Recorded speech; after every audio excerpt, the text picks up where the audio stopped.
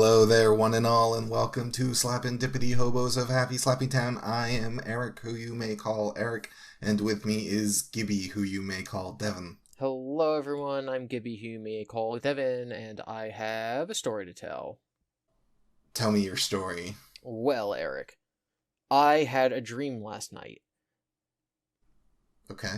And the reason this is important is because I haven't had a dream in a very long time, and so when I awoke from said dream, I was like, wow, that was weird because I haven't dreamed anything in a while.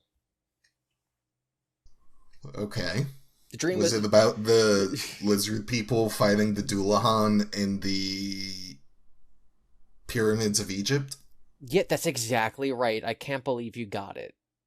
And then after that happened, it transitioned to I made pasta for everyone, and then our friend Christian picked up a giant jar of ketchup and tried squirting it on the pasta. And I'm like, no, Christian, we have tomato sauce. Please do not put ketchup on the pasta. And then as he's squeezing it, he points it towards me, and I'm like, no, don't squeeze the ketchup at me.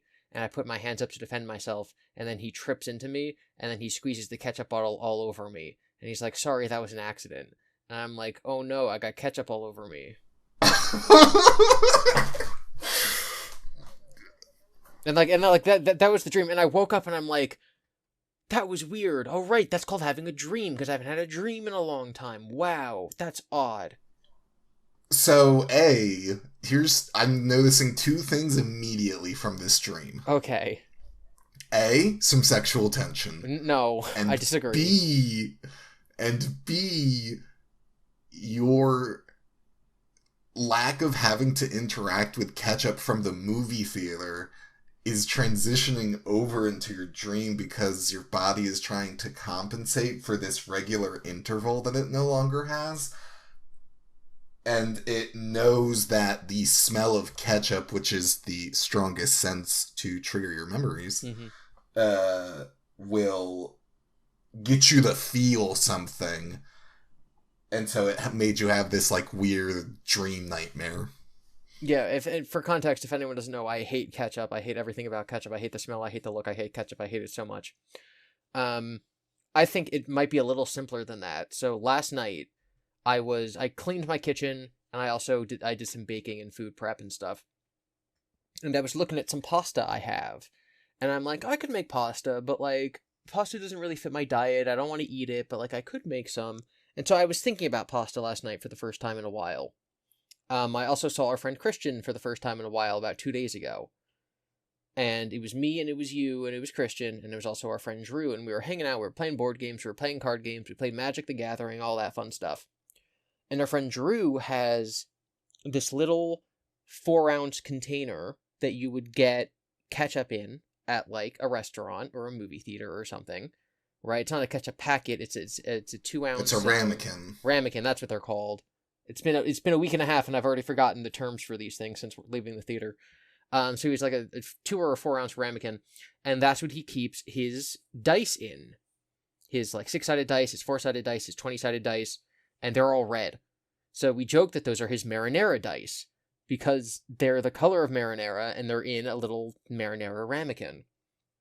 And there was this whole thing where he lost the lid, and then oh my god, we can't find the lid to his container. But then we're also it's just a lid to a small ramekin. You can just get more. You can just get another one. So I think that my dream took Christian's presence at this gathering, the marinara dice, and the fact that I had considered making pasta that night for dinner, and combined that into my dream. Now, it's very possible. I have said before that you should never believe the news. You should only ever believe in cryptic symbolism in your dreams. So, Eric, what do you think this dream signifies, besides just, I missed the movie theater? I mean, I do think I said it before, the sexual tension, the missing the movie theater.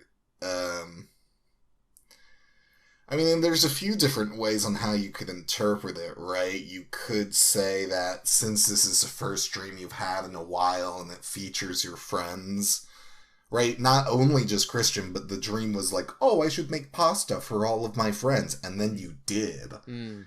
Perhaps it's wanting some reignition of hanging out with people that you haven't seen in a hot second. Yeah, maybe it's a sign that we should do like a Friendsgiving or something. Yeah. Depending on the time. And I'll make all the pasta. Who had... I don't have pasta for Okay, so Thanksgiving. I have a question for you. Do you when you're I don't know what your family like with my family, it's like some years we're like we're gonna or like when I was a kid, right? Like the first 7 years of my existence, we always went to the same relative's house for Thanksgiving. But then it became Yes. like maybe once every 2 years we'd do that old tradition, but every couple years were different. Like, has your family always done the same thing for Thanksgiving? That's question A, and then question B I'll ask when you answer it. Yes. Okay, I question think B. maybe there was 1 or 2 years where just due to like we decided to host it instead because it would have been easier. But 99% of the time, yes. Okay. Does your family just eat normal Thanksgiving food on Thanksgiving? Like you go out of your way Yes. to make turkey, stuffing, cranberry bread, not cranberry bread, cranberry sauce. Like you have the stuff that would be on the table in an American painting of a traditional Thanksgiving on purpose. Yes. Okay. Is that it? I mean, yeah, but like, have you ever thought that like, hey, it's weird that we do it on like using No. using Thanksgiving as a time to get together with your family and have a big dinner and you watch the football game and then you talk about Christmas, like watch the parade, like that's normal. That's typical what Americans do on Thanksgiving. Got it. But have you ever been like, maybe we don't have to have turkey? Like, does anyone actually like turkey? Yes. Okay. So we get a turkey, a ham, cranberry sauce, stuffing, Yes. mashed, not sweet potatoes with marshmallows on top. Mm-hmm. That's another one. All that. And part of it, I mean, is the deals, right? Of like, oh, if you spend $300 starting at the beginning of November, you get a free turkey from the local grocery store or whatever, right? They have those deals. Yes. So I think it is just kind of baked into most families of like, you're gonna do some variation. I mean, it's tradition, right? You have the food, you watch the thing, you sleep after you eat. Mm-hmm. You listen to Alice's Restaurant for 20 minutes in silence. I don't know what that is. So you know what Alice's Restaurant is? Oh my god, we'll have to talk about this closer to Thanksgiving. Maybe I'll do a live. I'll do a live performance. That's not true. I will not do that. Okay. I will not do that. Great. I look forward to you doing that. But, okay. In case any Zoomers or non-Americans out there aren't aware, Alice's Restaurant is a song, and it's by the folk singer Woody Guthrie, possibly by Arlo Guthrie. I get them confused all the time. They're father and son. And it's this 20-minute song that's a story that takes place on Thanksgiving. And so it is basically like whenever everyone's always like, there's so many Christmas movies and so many Halloween movies, but there's no Thanksgiving movies besides like Planes, Trains, and Automobiles. And people are like, yeah, that's because we already have the best Thanksgiving story ever told. It's just told in the form of a song. And again, it's Alice's Restaurant. And if you've never heard it, you need to. I listen to it every single Thanksgiving. That's tradition. But I think it's a little bit also plays into I'm Italian. I am also Italian. As you might know, as a fellow Italian, yes, food is important. Yes. Like, not only do we eat the same thing for Thanksgiving, we eat the same things for Christmas, for New Year's. Like, all of the holidays have their own food setup. Well, so some Italians might do the fishes for Christmas. Do you do the Christmas fishes? We do the 7 fishes, which is having 7 types of fish. And we stretch it out a little bit because not everyone likes fish, but like, squid or clams and a salmon. But then, because, I mean, it's not the case as much because age has been passing. But the adults also got like pizza bagels and like the little hot dogs and the little blanket things because they're children and they don't want to eat Yeah. salmon and clams. And some of them do, though, which, geez, my taste buds weren't as well rounded back then. See, I have the opposite opinion. I think that you've just been gaslighted into thinking that those taste good. I don't like clams. Okay. Um, So salmon's good. my story is basically what you just said, but with the it's the opposite route. It's the good ending, where we're all gathered around Thanksgiving. Oh my God, we spent 7 hours making the turkey and the stuffing and the frosting the marshmallows, burning the marshmallows over the casserole, and everyone's kind of looking around, and we're all like, "Do any of us enjoy any of this food?" And we're all like, "No." And we're like, "Does anyone like turkey? No. Does anyone like marshmallow, green string beans, whatever? No. Does anyone like cranberry sauce?" It's like, a little bit. Does anyone like stuffing? No. And we're like, okay, what if we just eat, like, if the purpose is to get the family together and eat a big feast, why don't we just eat something that we like? And we're like, okay. And so that's why we have Domino's pizza every Thanksgiving. I mean, It's the one day of the year that we don't have to cook. Domino's is a pretty low bar. But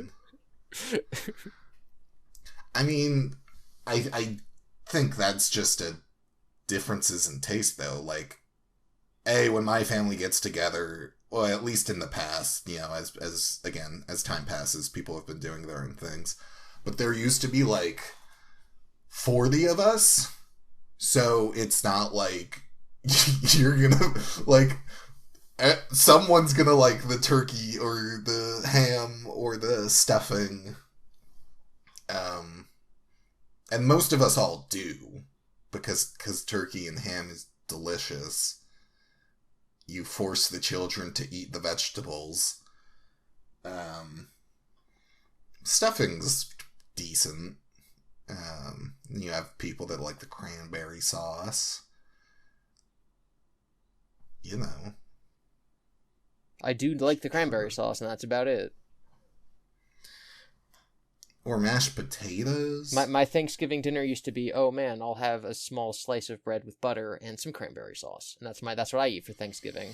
Ooh, the bread rolls do go hard. But they're just bread rolls.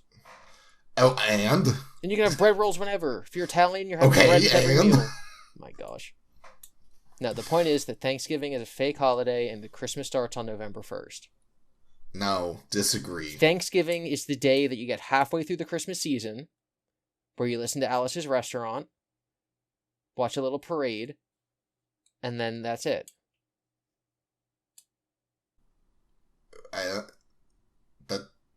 That's not Christmas starting on December 1st. Also, there's a slew of other holidays, you punk. In November? No, in December. In December? Where are the other holidays? They get to start on November 1st. What, like the winter solstice? Like Christmas season Christmas season starts the day after Halloween. That's the rules. I will stick to it. I know I'm in the minority, but I'm also right. Okay. I'm a visionary. I'm a heretic. Right. I'm a heretic. I'm Galileo. I'm right, but the people of my time don't agree. You're wrong, and the people of your time don't agree. Correctly so.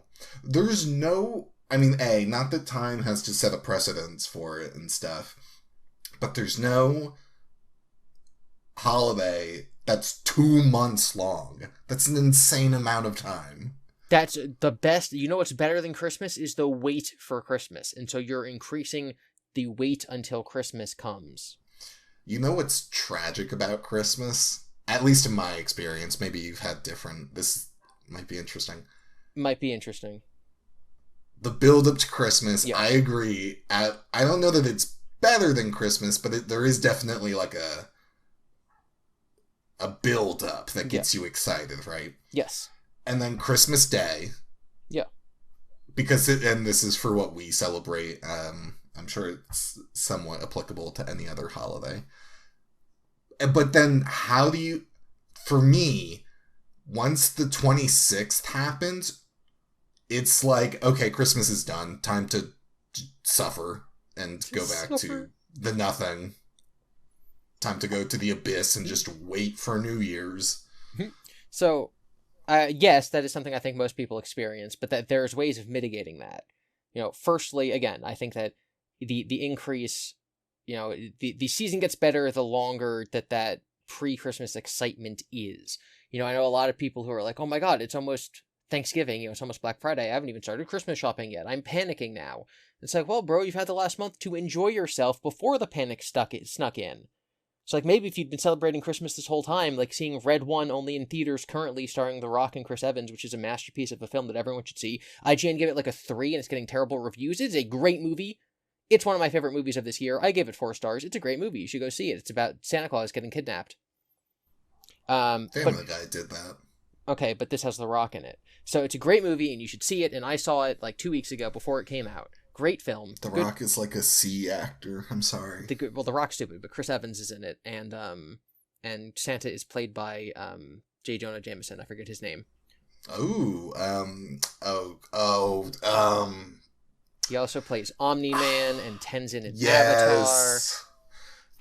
Dang J.K. Simmons. J.K. Simmons. Yes. He's a great Santa.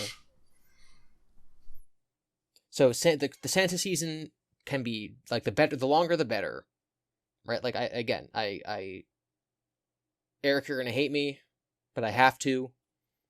Is that the ideal way of celebrating the holiday? You got to edge Christmas, and that makes the experience better. No. Yes. Oh, or as you can edge it after Thanksgiving.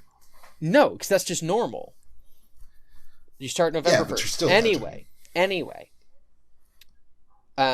Firstly, is that you just don't like Thanksgiving because you're a vegetarian. Technically, Christmas, if you're going on the like literal Christian calendar, 12 days. 12 days starting Christmas Day, ending January 6th. The 12 days my of brother Christmas. Tries to do that. Yeah, so that's no one else does, and it makes him sad. That's what my family does in order to mitigate the issue of like, oh, well, Christmas is over now, I'm sad, the post-Christmas blues. It's like, no, dude, you got like another week and a half until you have to go back to school, assuming that you're 13 years old in this example. So you start Christmas, well, obviously Christmas starts Christmas Eve. So Christmas Eve, Christmas Day, Boxing Day, and then you have, 11 more days of celebrating Christmas. You got your Lords of Leaping, you got your Maids of Milking, you got your Golden Rings, and each day you can do something fun. Now, for me, my birthday falls in those 7 days. New Year's Eve falls in those 7 days. New Year's Day falls in those 7 days. And there's typically, like, just fun events going on, because, like, most people have off of school and work for an entire week. There's also the fact that, like, right, so, like, Christmas Day, you open presents and you do whatever. And then you got, like, all day to play with your presents. And then you got Christmas dinner. And then you got a new episode of Doctor Who to look forward to. And that's cool. And then the next day, you go and you see your friends, and then you play with their presents, and then they play with your presents, and then the next day you go and see with your other friends, right? Or if you got a video game, you play video games. Like, oh my God, you're home from school. It's so great. No, I love that week. There's a tweet that's like, the week between Christmas and New Year's is like, no one knows what's going on. It's dark outside all this time, and your stomach is full of cheese. And I'm like, yeah, dude, that's the best week of the year. It's not... It's definitely much better as a child when you're like 18 and younger, when you are in school, or I guess maybe in college or younger, when that is a hard line in the sand. Yeah. But now for me, I also I've finished all of my Christmas shopping already. No way. It's my first year ever doing this. Normally, I am one of those people that... I'm not last-minute shopping, but I'm, like, doing it by the 22nd or something. The 20th of December. The first year where it's not even the end of November, and I am done. Wow. all I have to do is rap, and I'm like, wow, is this what it's like? Is this how normal people feel? Well, no, because most people put it off until much later. Yeah. Like, I know what I'm getting one person. Uh-huh. No, I bought my mom's present last night. So I got my mom's, and I know what I'm getting one friend. I'm just waiting for Black Friday. And that's it. Mm-hmm. Do you still make Christmas lists with your family? No. My dad might ask, like, what do you want for Christmas? I don't live, so because of COVID, I'm currently living with my mother, which is just a vestigial aspect of COVID. My parents are divorced. I do not live with my dad. And so him or my stepmom might text me and be like, what do you want for Christmas? Mm-hmm. But typically, like, it's like I have money. I don't, like, what I want for, like, so, like, what do I want from you for Christmas, Eric? What I want from you for Christmas is for us to go to Japan together. But, like, obviously we're already doing that. But it would be like, I want me and you to go and do a thing. And so the present is your present, or, like, let's say that, me and you are going to go to Broadway. We're going to go and see The Lion King. So, like, you buy the tickets and then we go. Right? Like, that's what I want from you for Christmas. I don't want a thing. I can buy my own things. Yes. My family, we are all in that ship. However, we still write each other Christmas lists for each other. Okay. And we get it to each other by, like, the end of October. Yeah. At least that's what happened this year. Because my parents will be like, and my brother sometimes, of just like, I want to buy the gifts now so I don't have to deal with it later. So write me a list. Mm-hmm. And then everyone just comes up with stuff. Yeah, when I was I read a book when I was a kid. I think it was I think it was a Judy Blume book. And the grandma's like, little boy, you should have your Christmas list ready the day after Halloween. And the boy's like, the day after Halloween, that's so long before Christmas. And the parents like, no, it's not. And so as kids, we were like, yeah, that's good. You write your Christmas list. November 1st, you write your Christmas list. Fair. Fair. Yeah, so the solution is Christmas. Okay, so Christmas does not start November 1st because November 1st is Gibby Day. It's the anniversary of my YouTube channel. And so technically on November 1st, I always celebrate that. So Christmas starts November 2nd. You edge it all the way until Christmas Eve.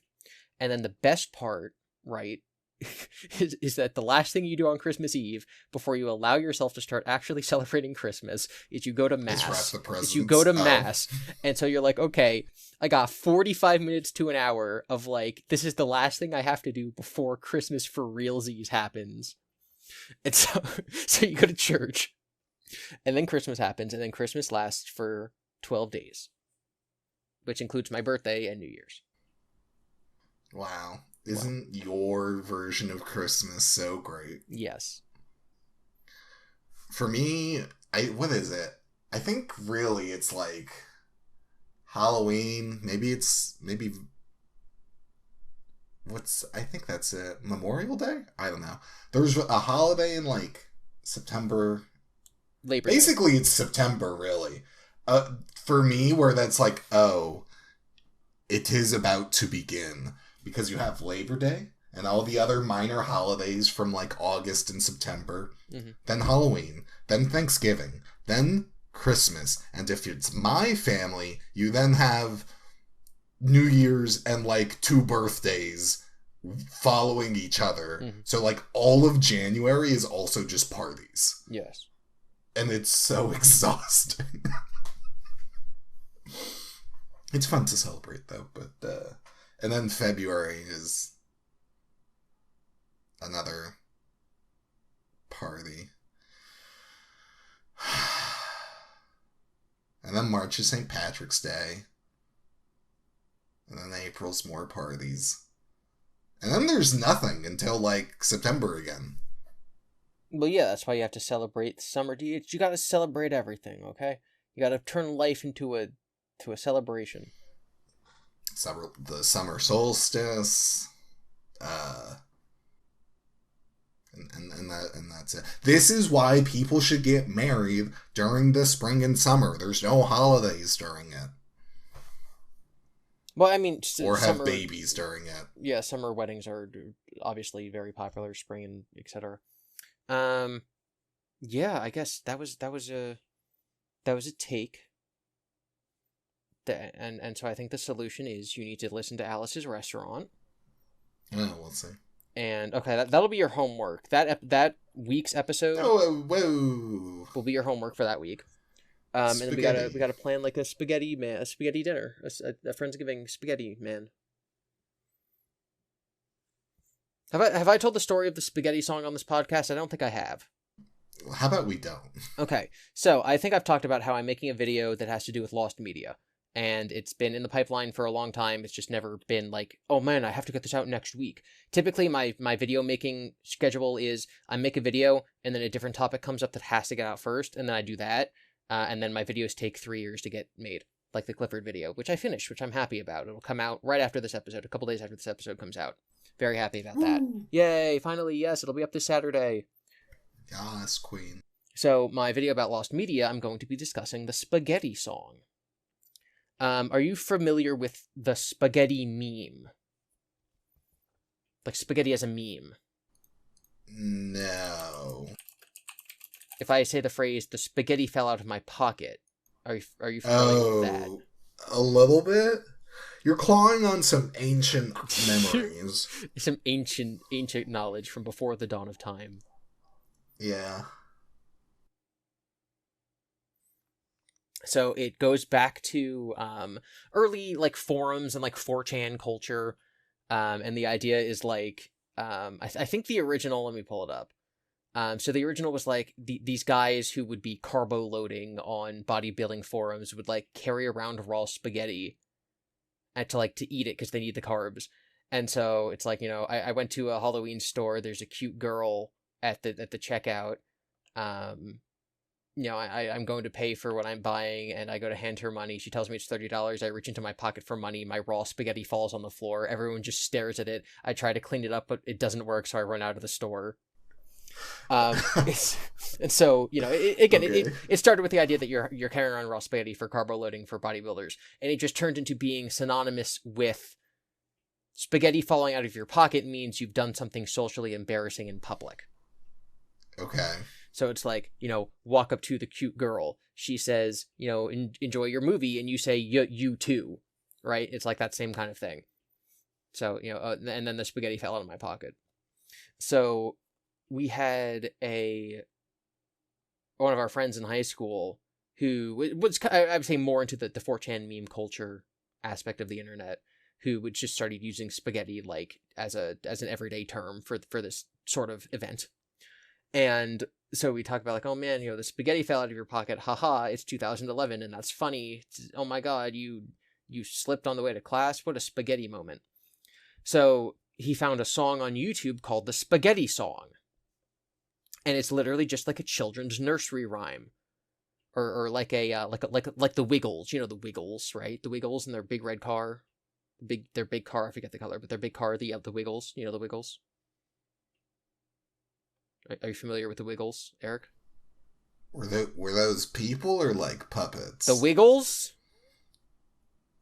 They were Australian men. You don't know the Wiggles? Yeah. And their songs, I can't think of anything besides Big Car. Wiggle and Learn, The Wheels on the Bus, The Monkey Dance. The Wheels on the Bus is public domain? Thank you very much. So, the Spaghetti Song is just like that kind of children's entertainment, like Finger Family or Baby Shark, right? It's like same kind of thing, the Spaghetti Song. And so we would like send each other back on Skype before Discord existed, when we were messaging each other on Skype while playing video games. We'd be like, oh, you did something embarrassing. Here's the Spaghetti Song. So for creative writing class, we had to do a PowerPoint presentation at the start of the year to introduce ourselves to the class. And so what our friend did is on each slide, he had a picture of spaghetti. And just like in the corner, it had nothing to do with what he was talking about. He's like, I was born on, January 1st. And then the next slide would be like, I have a cat named Mr. Whiskers. And then the next slide would be like, I went to the Grand Canyon when I was 9. And there's just like spaghetti images. And then there's this one part where we programmed it so that like, as the slide stands, is there a picture of spaghetti like slowly dissolves into view on screen, right? So it starts really faded and then it gets more and more and more like opaque. So he's standing there giving the speech and talking for a really, really long time, and then the entire screen is just taken up by the spaghetti. So he's talking, and and he gets to the end, and he's like, okay, does anyone have any questions? And he puts his hands in the pockets of his cargo shorts. He's like, does anyone have any questions? And then I think what happened is I was a plant in the audience, and I was like, yeah, like, do you have anything to like show and tell or like, from your life? He's like, yes. And he reaches into the pockets of his cargo pants and he pulls up a wad of cooked spaghetti. And everyone's like, what? Oh my God. Like, oh, he really has the spaghetti in his pocket. The madman did it. Oh my God. And then this is my favorite part. He's like, yeah, do you guys want to like pass around the spaghetti? And the teacher's like, no. I think that's a little too starchy. I think that we're going to make a mess everywhere. And he just shrugs, goes, okay. And he puts it back in his pocket. So again, that was just him embodying, the meme that already existed. I think it was that same year, but later in that creative writing class, we had to make a video project. I forget what the actual concept was. But it was me, him, our other friend, we'll call her Destructor. That was her Dungeons and Dragons character name. And you. So me, you, Destructor, and our friend, the Spaghetti Man. And it started as... I forget the entire thing. But we're talking, whatever. And then the spaghetti monster attacks us. And we literally made dozens of pounds of spaghetti. And we had this kiddie like pool that we had Destructor sit down in, and then we like drape spaghetti like on her hair. And we used like stop motion to make a bunch of strands of spaghetti like on the kitchen counter, like, make angry eyes at the camera and then like say words that we then lined up with dialogue. And it would cut to like, one of us dead in the corner with like spaghetti sauce dripping down our face. And so, the spaghetti comes to life and attacks us. And I edited this video. And so in the background, I have a demonic version of the spaghetti song by having it like slowed down and pitch shifted down. And it's going, oh, spaghetti, spaghetti, Eddie, Eddie. Oh, spaghetti, wiggly and long. And that's the song. And that would have been junior or senior year of high school. I don't remember. But, and I would talk to Spaghetti Man for years after this, and he'd be like, do you remember when we draped cooked spaghetti all over Destructor? Like, do you think that we traumatized that girl? So since then, we've, me and our friend George have like talked about like, I remember the spaghetti song. And he messaged me one day and he's just like, the spaghetti song has been taken off of YouTube. And I'm like, what do you mean? And I go and I look it up and we can't find it. The video used to be called The Spaghetti Song. It has a female singer. And we remember all of the lyrics because we heard it 1,000 times. I might still have that original creative writing project video saved somewhere. But the only music I would have from it would be the distorted, pitch down version. But like, I know the lyrics. And it's, oh, spaghetti, spaghetti, spaghetti, Eddie. Oh, spaghetti, wiggly and long. Oh, spaghetti, spaghetti, Eddie, Eddie. This is my spaghetti song. Spaghetti slips right off my plate. Yeah, yeah. I can't believe how much I ate. Yeah, yeah. I like my spaghetti with cheese. Cheese and spaghetti, if you please. And then it repeats the whole thing. And it goes, I like my spaghetti hot. Give me all the sauce you've got. Oh, spaghetti, spaghetti, Eddie, Eddie, right? And it's like, I know the words. I can sing it. I can hear it in my head. I know the video was called The Spaghetti Song. It's just not there anymore. It is lost media. I have to find the spaghetti song, Eric. So this is what was stopping the Clifford video. Well, I technically, because I was making a video about lost media, and that the story I just told you is one of the topics that will be in that video. Yes. But yes, we must find the spaghetti song before our spaghetti Friendsgiving. Before the Friendsgiving. If you're listening to this episode of the podcast and you find the spaghetti song, you must tell me. Okay. You must tell me. so I can play it before Friends Spaghetti dinner. Friendsgiving spaghetti dinner. No ketchup involved. I mean, worst no case scenario, you can take the distorted audio and upload that. Or play that. Yeah. Were you familiar with the search for various lost songs, like the most mysterious song on the internet, or Everyone Knows That? The song called Everyone Knows That? No. Okay, so these were I'll just tell Everyone Knows That real quick. So this guy goes to a subreddit, or it was probably a different site at first, but there's a subreddit called Tip of My Tongue, where you're like, I'm trying to think of like this TV show I watched, and like I think of like I remember like a little sentence, but I don't remember what it's from, and people would just be like, that's SpongeBob, or that's The Office. But then there's some of them where they're like, I watched this video, this clip of something that I saw on like local television when I was in Germany, but I don't speak German, and this is kind of what was going on. And then everyone's like, I have no idea what you're talking about. And then 10 years later, some German guy's like, oh, I know exactly what you're talking about. Anyway, so this guy goes on the internet, and he's like, hey, I have like 10 seconds of a clip of this song, and it sounds like it's from the 80s. And it's like this really cool, like, poppy sound. And the lyrics are something to the effect of like, everyone knows that, yeah, you've got ulterior motives, tell me the truth. And there's the lyrics, and then there's, again, it's like this poppy song, it's like, it's shopping mall music that you'd hear on the radio at like a shopping mall or a grocery store. It's grocery store music. And it was really catchy. And so everyone became obsessed with it. It's like, we need to find the song. And obviously, you run it through SoundHound, you run it through Shazam, and there's no matches. And people are Googling the lyrics. It's really easy to find the like model, assuming that you're using like a keyboard to like make the sounds. It's easy to find like what model it was based on like hertz or whatever. Based on the recording, you can typically find what country it was made in. It's like if it was made in Europe versus America. And so people are like narrowing it down to like when they think it was made and when it's from. And after years of this being the most popular lost media search of all time, trying to find the full version of the song, it was eventually found. And I remember where I was that day. But you obviously don't, Eric, because you don't remember the story at all, and you don't remember me posting about it in our group chat and being like, oh my god, they found Everybody Knows That. This is correct. So, the song was written exclusively for use as the backing audio of an 80s porno. And so the song was only ever played in as the background not theme music, but just background music in this porno. And the 10 seconds we had online were the only 10 seconds that the song played in the movie in which there weren't moans and other sounds occurring. Mm-hmm. So this guy watched this porno, said, I like this song, I want a clean cut of it, went to the internet, lied, and was like, I was listening to the radio and I heard a song that was interesting, here's 10 seconds that I could get, can we figure out what it's from?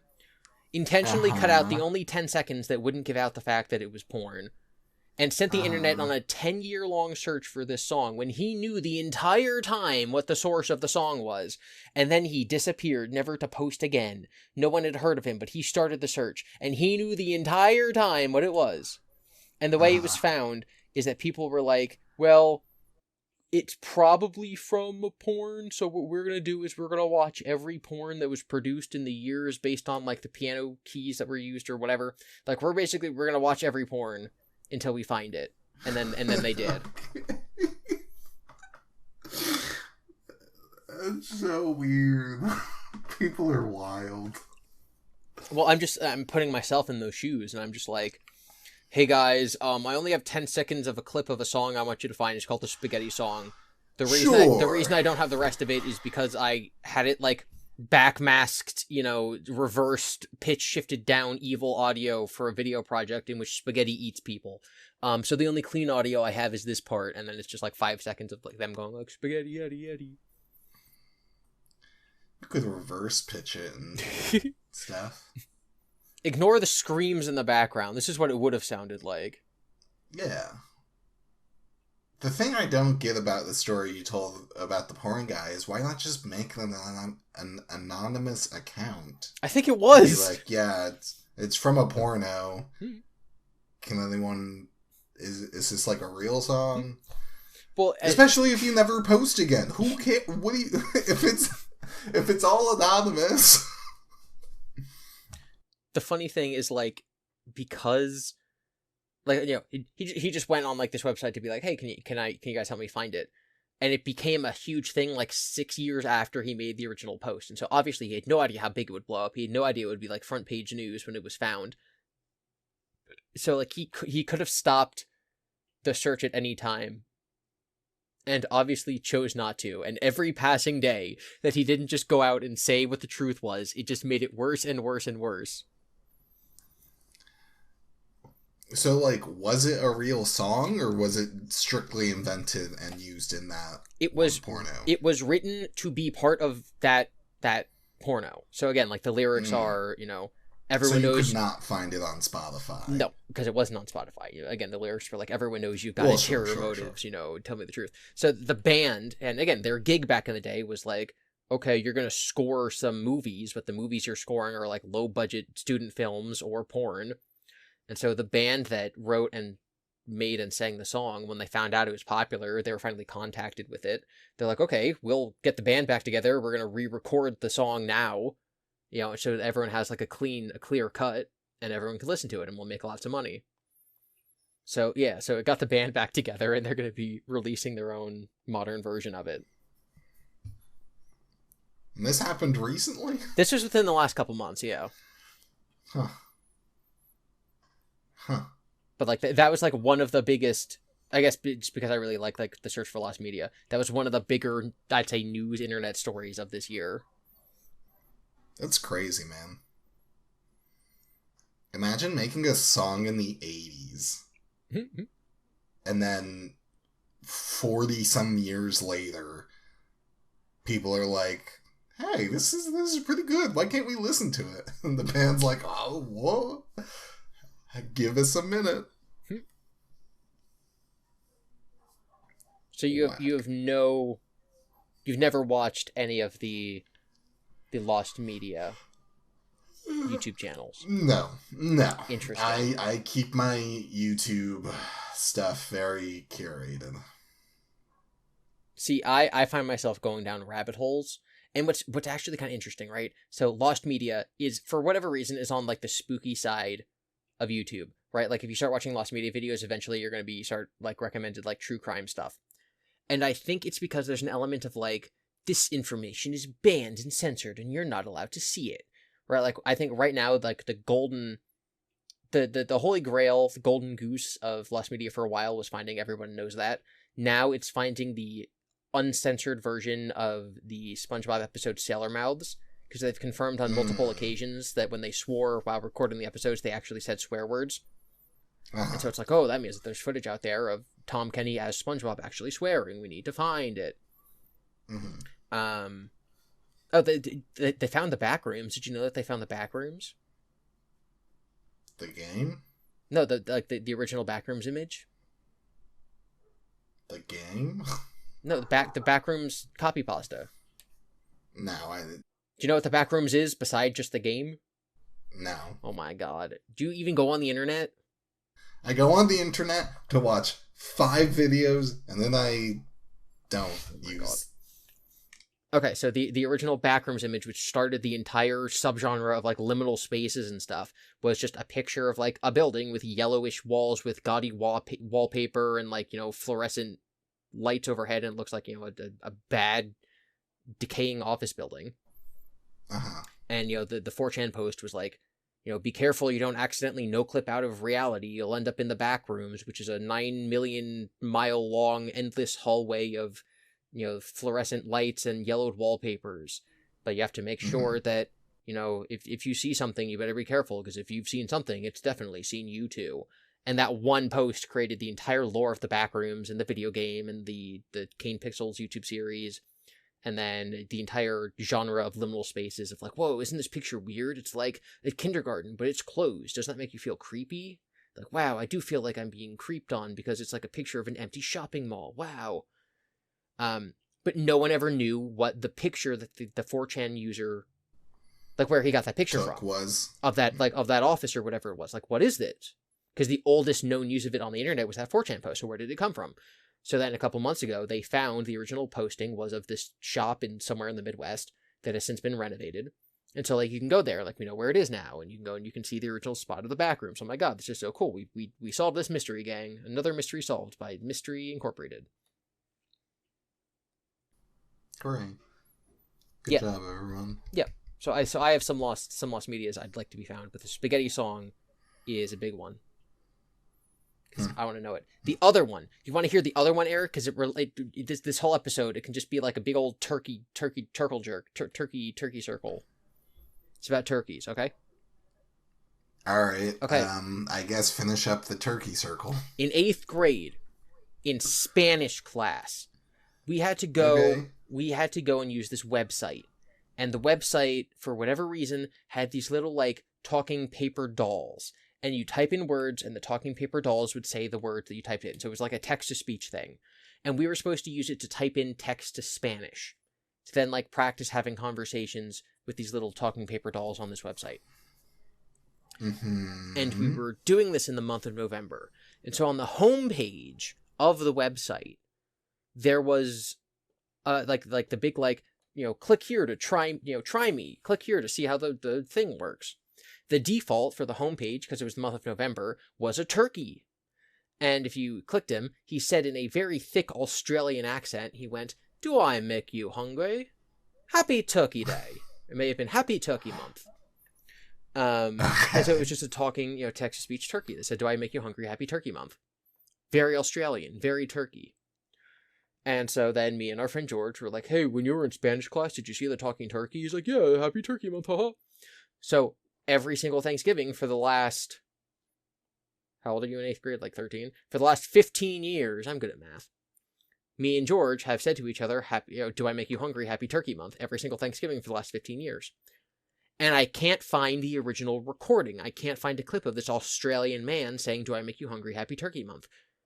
There are so many Facebook posts and like tweets where someone's like, "Haha, have you guys seen the funny turkey man who says, 'Happy Turkey Month, do I make you hungry?'" I found the original website it would have been hosted on, but I can't find the clip. I found articles written about it, but I can't find the clip. Dang. So I need to extend this search out. And again, that's why I'm making this entire Lost Media video, where I'm like, these are the dead ends I've reached. I need your help, internet. We need to find the Australian turkey. He makes me hungry. Okay. I'm all for preservation, and especially on the internet and stuff. Yep. But it's interesting the battles that are being decided and fought over. What do you mean? I don't know. In my brain, like, sure, preservation good, etc. But my first instinct would not be to go to this turkey that makes you hungry. It would be to, like, I don't know. I don't go in this realm of the internet. So, like, just Googling, "Do I make you hungry? Happy Turkey Month," right? Like, one of the first results is this random guy on Twitter, November 26th, 2010, "Do I make you hungry? Happy Turkey Month." And then, again, there's just an article about it.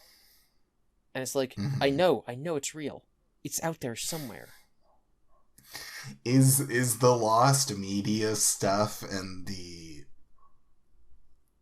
search for these, how much of it is it preserving things and how much of it is just trying to prove that you're not crazy to yourself or others? So I think a big part of it is trying to prove that you're not crazy to yourself.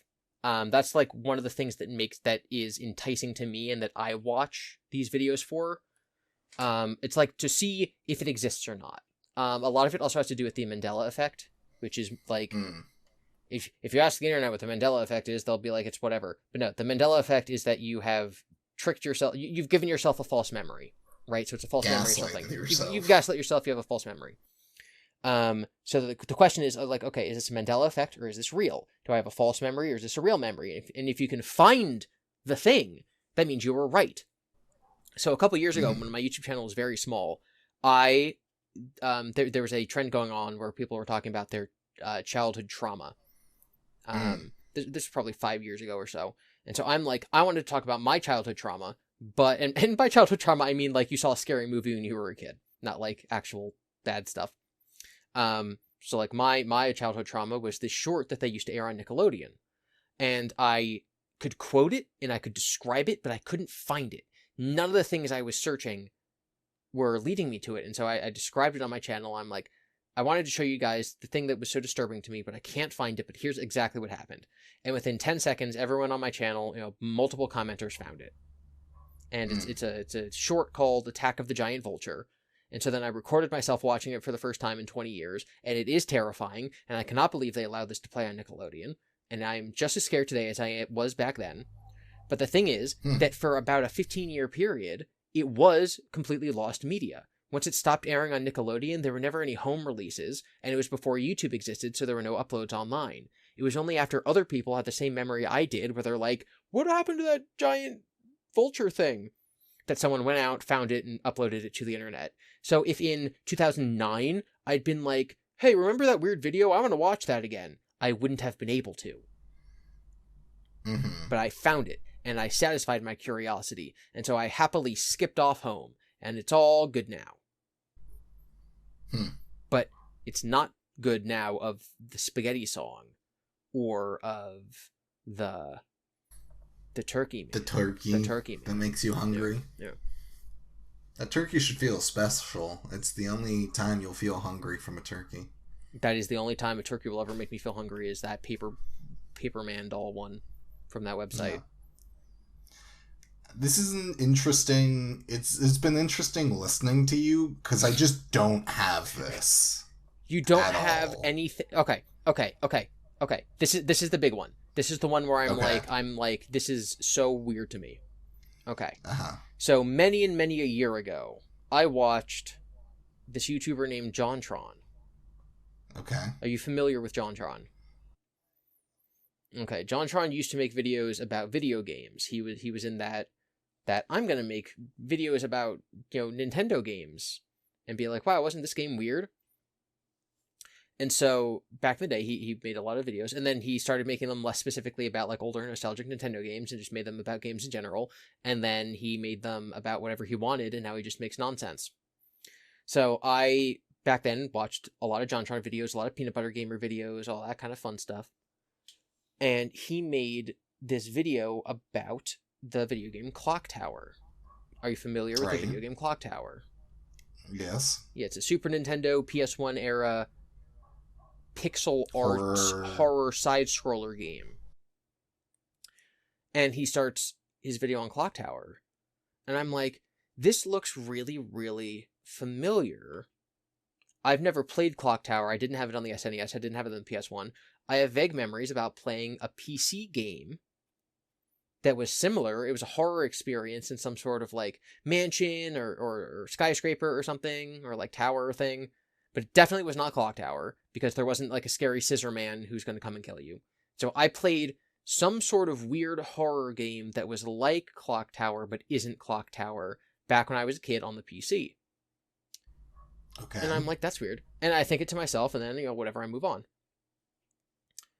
Maybe 2 years later, it's like I'm back from like college for Christmas break or whatever, and there's a new JonTron video, and it's really funny. And so this is back when like Chromecast first came out, so I could be like, look, here's a funny video, let me put it on the television for everyone. I was like, oh my god, it's the future, you can do that. So I show my brother a JonTron video, and he's like, this guy's funny. So then he goes and he watches JonTron. Okay, so that was around like Thanksgiving, I guess. So then a month later, I'm home for Christmas, and my brother's like, hey, so I watched all of JonTron's old videos. Like, I went on his backlog, I watched all of his videos, and he played this one horror game, and it reminded me of this game that we played as a kid. It's not the one he was playing, but it's really similar. And I'm like, the Clock Tower one? And he's like, the Clock Tower one!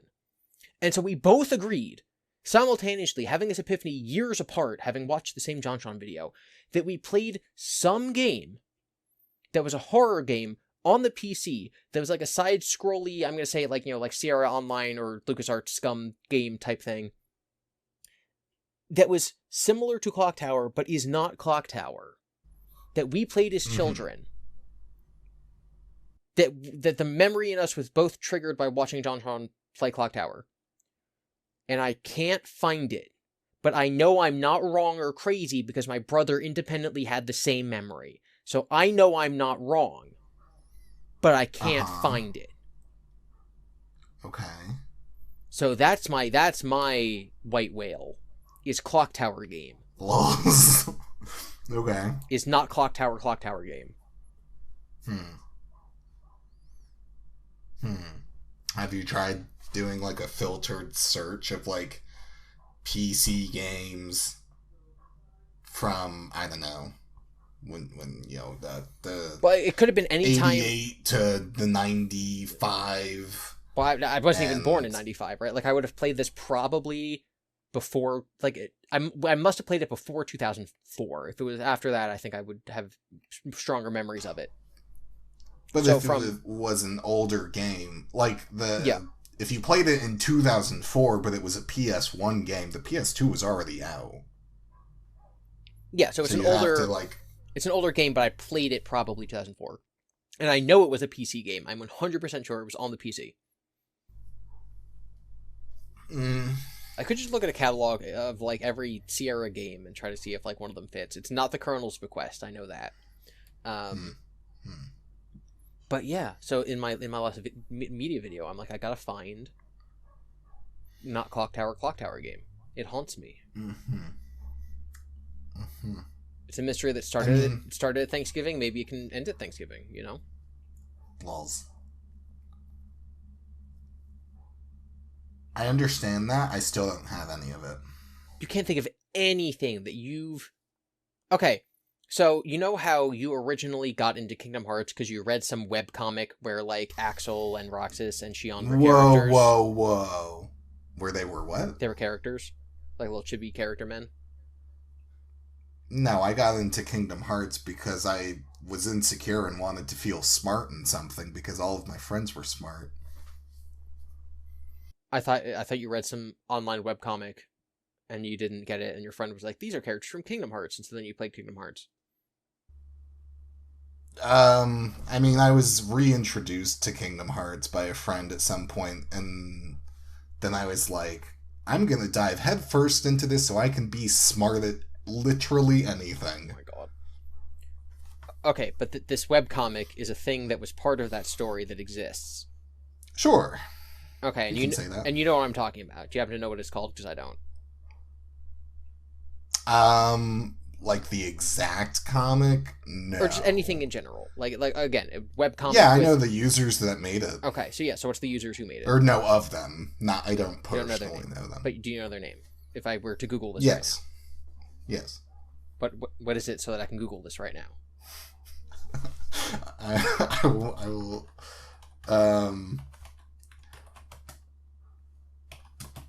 type it to you. Because you can't say it out loud?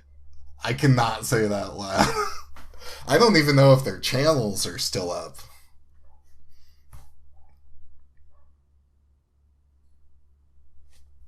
Okay, so as you just said, I don't know if their channels are still up. What if they're not? Okay. Okay, so like you type it in, first result 1 year ago, r/Kingdom Hearts. Does anyone remember these users? I was browsing the subreddit and people posting their old fan art, but they don't really post anymore. They're gone now. Yeah. Has anyone heard from them? Okay, so what if all of their webcomics were just gone? What if you couldn't access them anymore? You showed me one, and it was like Xion being like, I have 2 Keyblades now. And then Roxas is like, actually, Xion, one of them's made of chocolate. And then she shoves it in her mouth and she eats it. Right? If I'm like, I can remember this webcomic, what if I want to go find that? What if I want to go and read that right now and I can't find it? And I'm like, wow, I would sure love to read that old webcomic again. But it just doesn't exist. Sure. You wouldn't be like, man, I wish I could relive reread this thing that used to exist that I physically read before, I have memories of, but it's just scrubbed from the internet. That wouldn't upset you. You wouldn't be like, man, I sure do wish I could find this Kingdom Hearts. It's by someone named Spoony Chan is the name you sent me. Spoony Chan's Whoa. Kingdom Hearts stuff.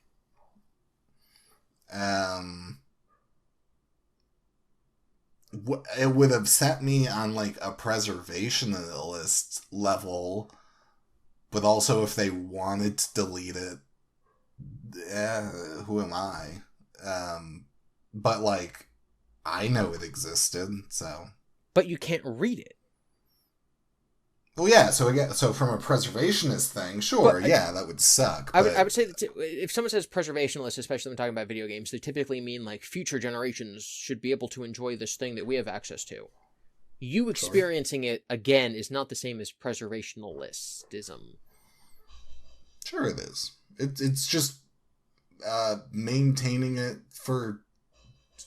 But it's not for anyone the future. But to see. But there's the selfish aspect of I want to read it right now. Sure. Yeah, so if you want to read it right now and you couldn't, wouldn't you be like, man, I wish I could read it right now? I guess. No. I think this just goes back to me that I've brought up in the previous episodes where I don't really want to re-experience things. That's so odd. Per se. I have no... hey, one of my favorite animes, like Code Geass, I never need to rewatch that again. Because I know everything about it, and now it can live in my head. And that's it. It's done. I will go and rewatch like an entire YouTuber's catalog every couple months. Like I'll get in like, oh, I'm going to rewatch every Jenny Nicholson video, or at least the good ones. Or there's a channel called One Short Eye who talks about CRA adventure games, and I'm just like, I'm going to go watch every single video on his channel again. One after the other after the other. I mean, maybe if like, I don't know, there's a new Kingdom Hearts game that's gonna come out, and I go, actually, let me fresh up my memory, or I don't know, let me get into the mood of Kingdom Hearts or something, sure. But I'm not like, oh, it's been a few months since I've watched these videos by this user, time to go do that. YouTube will be like, hey, do you want to watch this Wendigoon video about, like, Blood Meridian? And I'll be like, yeah, I only watched that once, like, a year ago. I'll watch the entire thing again. And then you repeat that every couple months. No. But I already know everything about the video because I watched it. So, it exists in my mind. I don't understand. Like,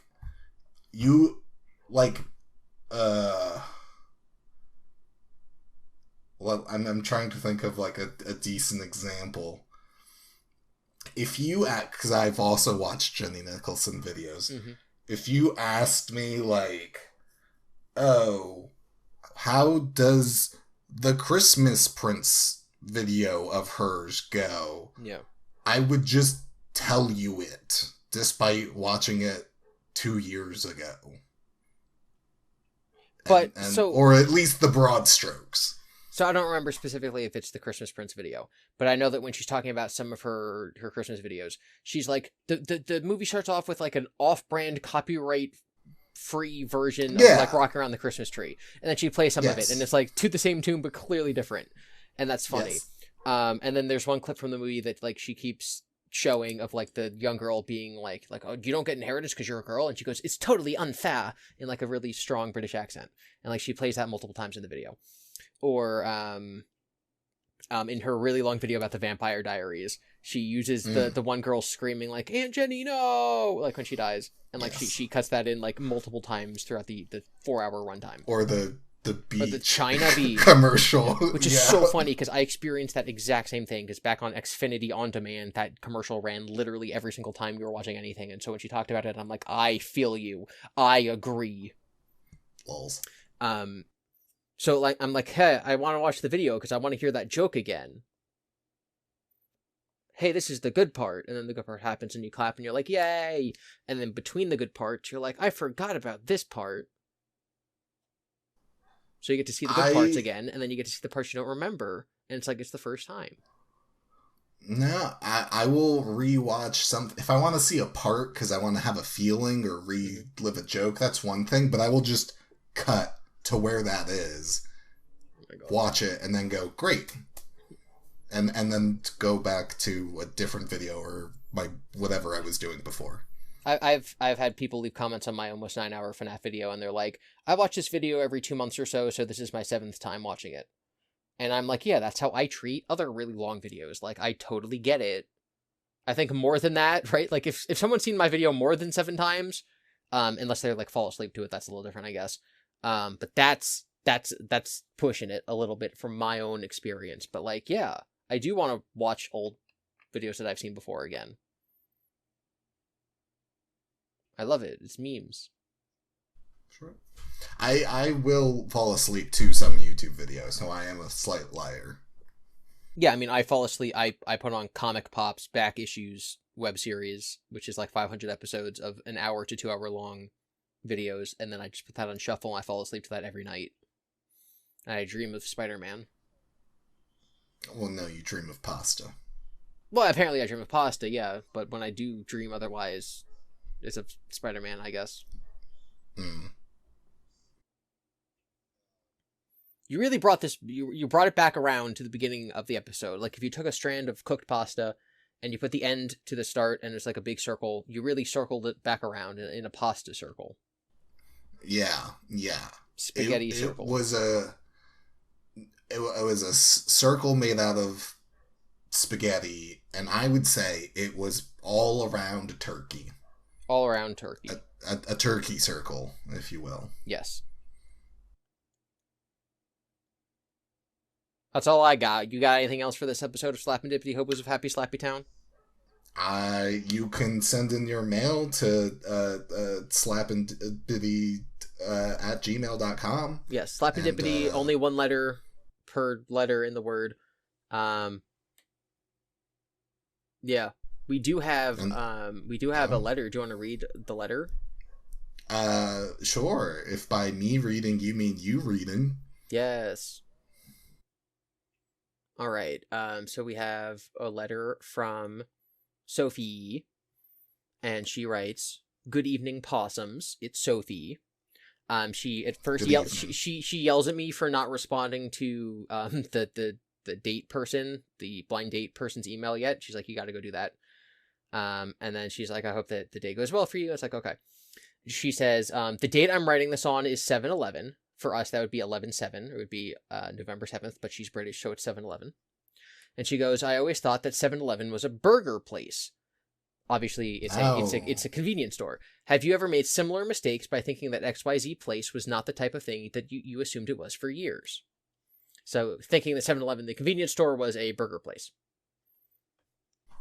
I don't think so. Like I've gone to places where I didn't know what they were, or I was confused by it, or like the first time I went to like Korean barbecue and I was like, what are we doing?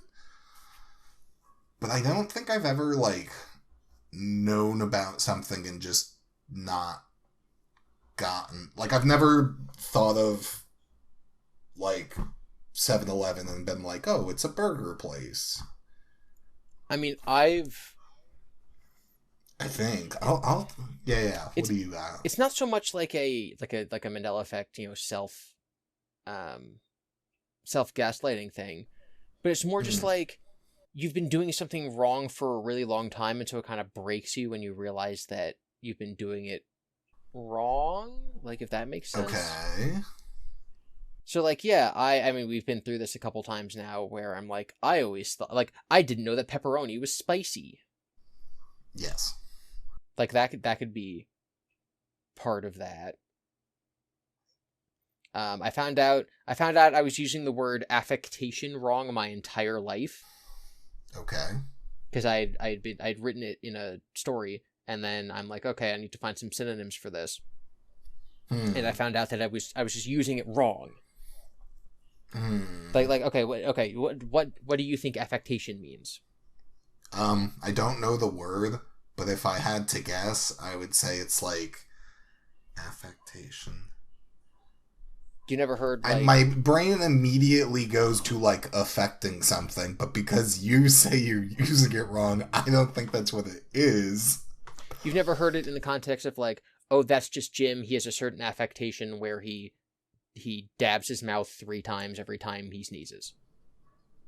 Yeah, I've not heard of affectation, You've or if I have, it's been like in very brief passing. It's not like a crazy new word to me, but it's not in my vocabulary. so it's a word that I use very often, and I thought it meant like a small habit or like a quirk, just like a quirk that someone has.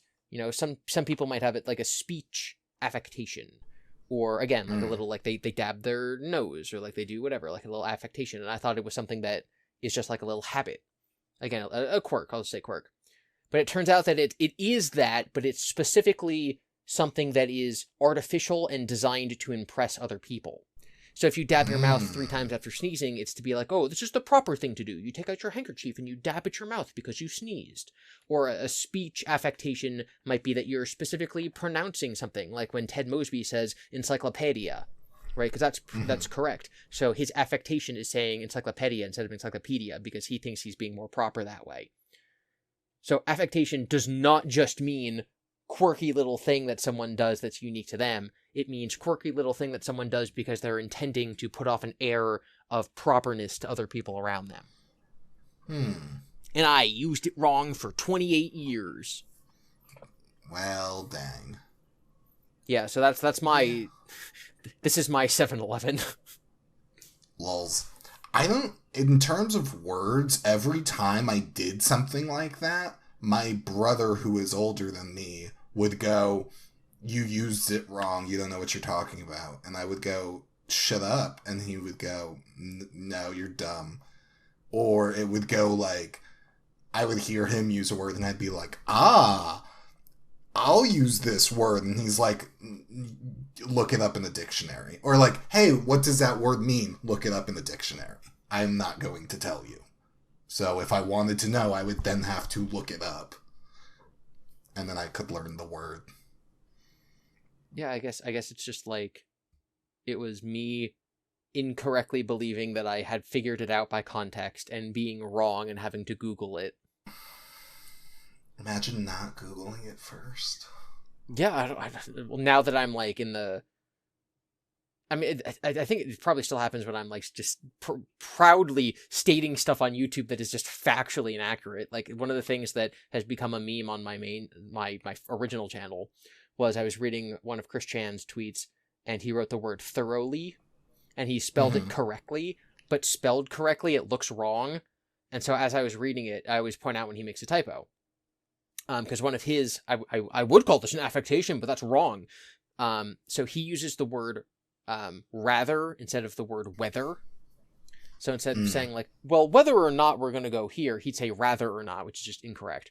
And so I'll read it verbatim and I'll be like, Chris says, rather or not we do this. And I correct it afterwards and I say he means whether. And so he writes thoroughly. And I wrote, he wrote thoroughly, but he spelled it wrong. And then my comment section is entirely full of people being like, he didn't spell it wrong. He spelled it right. You're just dumb. I'm like, wow, okay. So that's now a meme that like, me correcting someone who was already right. I incorrectly corrected Mm. them on their spelling of the word thoroughly. Mm-mm-mm. And I'm like, nope, well, that's there forever now. I'll always be a part of you. Yep. I've been trying to think of my own version of this. I'm not sure that I have one. Well, you got a Unless, week to figure it out. oh my gosh, I'm more homework? I Mm-hmm. refuse. I left school for a reason. Well, now you're going to get your degree in slapendipity. Boo. That's the name of the show. Boo. Bye, everyone. Goodbye.